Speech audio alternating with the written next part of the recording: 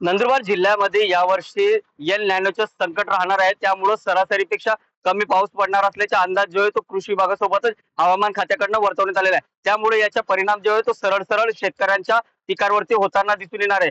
ज्या शेतकऱ्यांकडे पाण्याची उपलब्धता आहे किंवा कमी पाण्यात येणारे जे पीक आहे ते पिकं जे आहे ते शेतकरी जे आहे ते घेताना दिसून येत आहे. कारण की यावर्षी एल नॅनोचे संकट राहणार असल्यामुळं सरासरी 92% पाऊस जे आहे ते पडणार असल्याचा अंदाज जो आहे तो व्यक्त केला गेलेला आहे. त्यामुळे कृषी विभागाकडून आवाहन करण्यात आलेले आहे की कमी पाण्यात येणारे जे काही पिकं असतील किंवा आंतर पिकं असतील या पिकांना अधिक प्राधान्य देण्याचं आवाहन जे आहे ते कृषी विभागाकडनं करण्यात आलेले आहे. नंदुरबार जिल्ह्यामधील खरीप हंगामामध्ये जवळपास सरासरी 3 लाख हेक्टर क्षेत्रावरती खरीप हंगामाची लागवड जी आहे ती केली जात असते. यात सर्वाधिक कापूस, मका, सोयाबीन या पिकांची लागवड जी आहे ती प्रामुख्याने होत असते. तर नंदुरबार जिल्ह्यामध्ये दुसरीकडे पाहिलं तर फळबागांची लागवड देखील मोठ्या प्रमाणावरती होत असते. यात केळी असेल, पपई असेल या फळबागांची देखील लागवड जी आहे ते मोठ्या प्रमाणावरती नंदुरबार जिल्ह्यामध्ये होत असते. त्यामुळं पाण्याची परिस्थिती पाहूनच शेतकऱ्यांनी लागवड करण्याचे आवाहन जे आहे ते करण्यात आलेले आहे. तर दुसरीकडे ज्या शेतकऱ्यांकडे इंधन विहीर असतील, बोर असतील या शेतकऱ्यांनी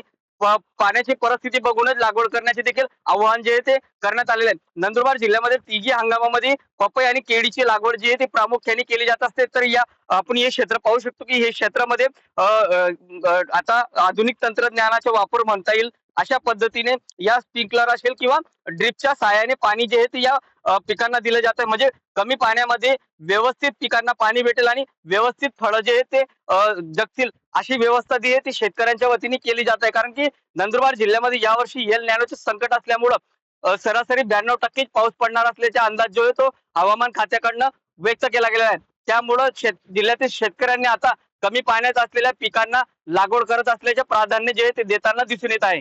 जितेंद्र बैसाने, टीव्ही9 मराठी, शहादा, नंदुरबार.